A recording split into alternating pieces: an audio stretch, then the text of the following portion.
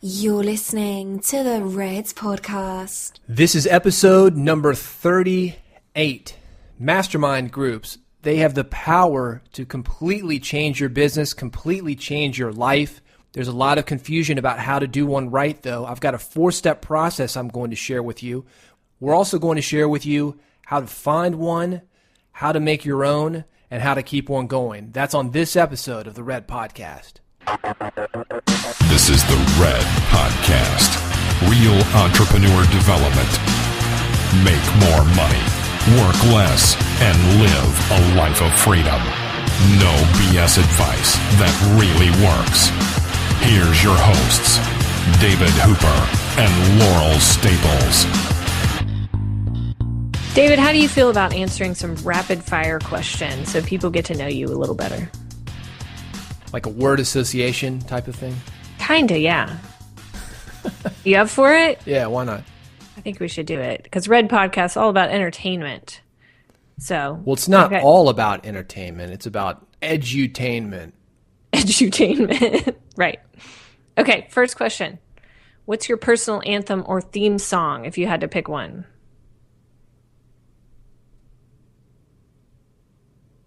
How is that for rapid fire? That's great. You're on a roll. I have no idea. I'm just really excited to I have hear no what idea. Your song is. No. If you had to pick one. Well, maybe Shaft by Isaac Hayes, because it's already some guy's theme song, and it would work for that purpose. Stealing other people's theme songs. All right. Second question. If you had an extra $100 to spend on yourself every week, what would you do? And I had to spend it? On yourself. Probably get a massage. Get another massage. Another massage, yeah. Yeah, double it up. Yeah, or just extend it. I don't know that $100 basically gets you in the door at the massage place. Mm-hmm. You need more for tip. We'll give you $120. Okay, that might get me. All right, third question. If you could master any instrument on earth, what would it be? Guitar. Okay, you've already mastered guitar. If you could master any other instrument on earth, what would it be? I haven't mastered guitar, but I would love to be able to play bass guitar really well. Bass guitar. Would you play the Shaft theme? I could. Can you dig it? Yeah. Because I already have guitar, and then I'd have to master drums. There you go. Drums, bass, guitar, you got yourself a band. All right, last question. Chocolate or vanilla? I'm going to say both. Both? I like that That's not an answer. The middle selection that swirls them both together. Oh, it's like the swirled yogurt at TCBY. Do you remember that? Yep. So good. Exactly. Yeah. Go for the middle. I'm a moderate. I know that. Well, speaking of questions, we do have a question today from... A real question. A real question, not my silly rapid fire questions made to annoy you or amuse you or whatever I'm doing at this time, but an actual question. So can you tell us about the question we have on the table today? A listener question. We take these from time to time. If you've got one, redpodcast.com is the website to visit. You can ask a question of me or Laurel, and this is from Pat. Pat asked about mastermind groups. He wants to know how to find a mastermind group with members that know more than he does, and who will take him in. That's a great question. Yeah, I think it's a real issue because you don't want to be the smartest guy in the room because then you're not learning anything. But you don't want to be the weakest link in the chain. And it's also hard as well, and it sounds like Pat's going through this, is if you don't know anyone to start your own group, because he's looking for members who want to take him into their group. So he's trying to find an already existing group, because I think it can be challenging, especially if you're isolated as an entrepreneur and you don't have a lot of people that you want to be in a mastermind group with, to go out and find one. Let's take it back to the instrument that I want to master, guitar.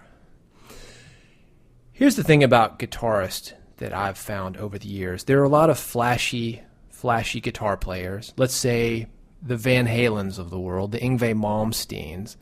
And then you have these guys. Did you ever see that video going around by a guy named Brushy One String? No. You got a lot of music stuff that I have no idea about. This guy, well, this was way out of the music community. It wasn't just an inside thing. So it's a guy from Jamaica. He's got these old guitars, and he puts one string on them. Normally, a guitar has 6 strings. And he just comes up with these grooves, right? He's not really a guitar player per se, not like in the traditional sense. But I use him as an example. I use him as an example because I think that guy, you could learn something from him. It's a guy playing a guitar with just one string. Even the Van Halens or the Yngwie Malmsteens of the world could learn something from him. And a mastermind group is really no different. So if you had, maybe you're a paper delivery guy, let's say, somebody on the low rung of entrepreneurship, well, those guys could learn something from you because you've got your feet on the ground, you're in the street, you're interacting with people. Don't sell yourself short by thinking that other guys, because they're making more money than you are, have more knowledge than you do. You just have a different type of knowledge. I think that's the first thing to know when it comes to being in a mastermind. I'm going to call you David One String from now on. That's my new name. I wish that I could rock this one string like Brushy One String does. I think when you're looking at people, and maybe this is what you're trying to say, David, is when you're looking at members for your mastermind group, they might not know more than you in every single aspect of business, but they might know more than you about networking, or they might know more than you about online business or something like that. So looking for people that have slightly different expertise can be really helpful as well.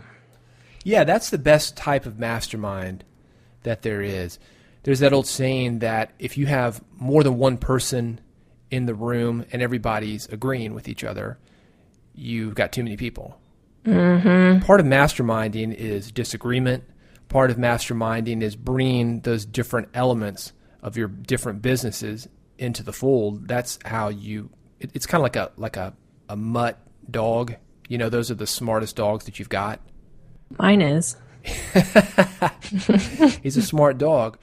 You don't want to be inbred. You don't want to be like that Dalmatian. You want to be like that scrappy mutt on the street that has a mix of every little thing that he's got in him. Well, David, you've had mastermind experiences. Can you share some of those?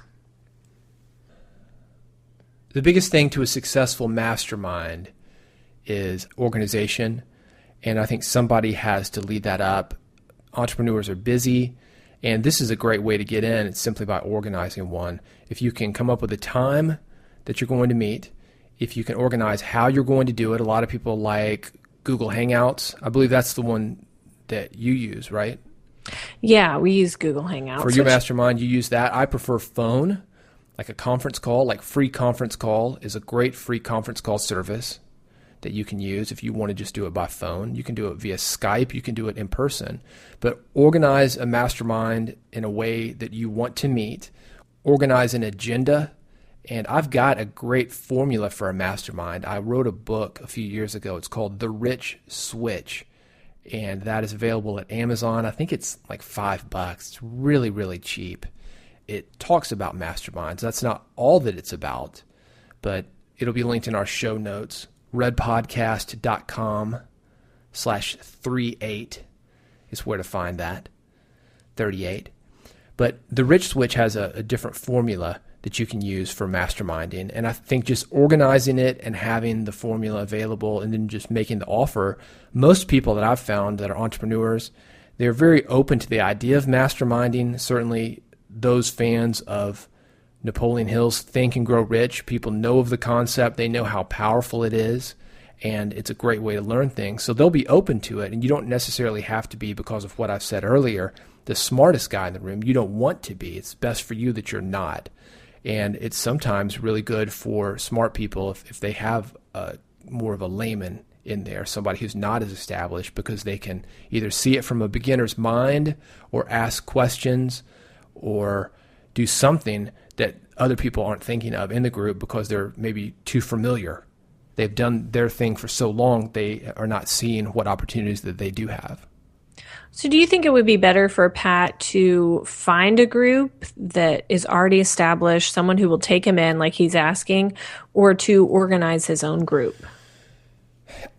Personally, I've had the best luck organizing my own groups because then I can do it the way that I want it to be done. Now, if he's never been in a mastermind, the Rich Switch book will help you as far as organizing.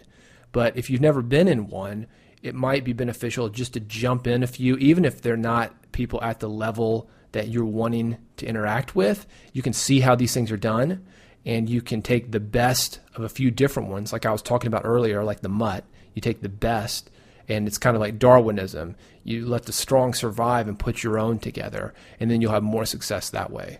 But I think you should organize your own rather than finding one and trying to make it fit your needs. Well, say he does want to find one and he's not ready to organize his. Maybe he wants to dip his toe in, see how a couple are run, and then put together his own later. How would he go about finding a group that he could join and approaching them? If you want people that are in a different geographic area, you can go to forums online, warriorforum.com, huge internet marketing forum. Facebook has a lot of groups. Join the discussion on Twitter. Throw something out there. People are searching for these kind of things. So I think forums are the best thing to do, like these groups and forums online. I've been in 2 different mastermind groups, and that's how I located them. And they were both paid forums. And well, actually, I take that back. One of them was a paid forum with one of these experts, and one of them I think was through Facebook. But joining the conversation is what's really going to help you get into the group. And for one of the groups, I helped organize it, and the other group, I joined an already established group. So I think there are opportunities to do both. Whether you want to take the route of finding a group to join, you just have to start talking to people and ask people if they're in a group, ask people if they're accepting new members to the group, see if you could offer value that way. Or if you can't find a group to join, starting your own, but still doing it through these forums and saying, hey, this is what I'm looking for. Create an application for people to fill out where they talk about their goals and their needs and what value they want to add. And that's a really great way to qualify people. yeah, I think it's not unlike asking for a date. Like, do you know any single women? Do you know any single men? Do you know any entrepreneurs who might want to be in a mastermind group? People will know, and they'll be able to refer you to other people that might want to join. So if you can find one good entrepreneur, that's an in. Do you know a couple people who might be interested in this? Most people are going to tell you yes. Mm-hmm. Certainly you can meet 1 or 2 good people off of a forum. Live events also are really, really great. I know Podcast Movement is coming up, a big podcasting conference. For example, If you wanted to do a podcast mastermind, and if that was the focus, you could go to Podcast Movement, find a lot of people in the same room together, and probably put one together over a weekend. And that's the thing is mastermind groups don't have to have a lot of people. The group that I'm presently in has 5 of us, and that's a good group. And we meet on Google Hangouts once a week. It's a good amount of people. We do the hot seat thing, which you could read about in the Rich Switch, and it's a great way to do it. But I think I would say have standards for who you're in a group with. And that's whether you join a group or whether you organize your own. And when I joined this established group, this mastermind group, everyone in there was great, but people started not showing up regularly, and they weren't taking it seriously, and they weren't doing the work. And I had standards that I wanted to be surrounding myself in a mastermind group with people who were doing the opposite of that, who were really plowing ahead, who were showing up, who were doing what they were saying they were going to do. And those were my standards. So I had to leave that group and help form a different group. And then I got to qualify who got in that group. So whether you join a group or whether you create your own group, you need to have standards for the people that are in there, and you need to have a vision, and you need to stick with that. Sometimes you get in a group and it doesn't work out, and it's not a big deal. But if you know what your standards are, you know when it's time to exit that group. Getting involved in mastermind groups, as many as you can, when you're first learning is a great way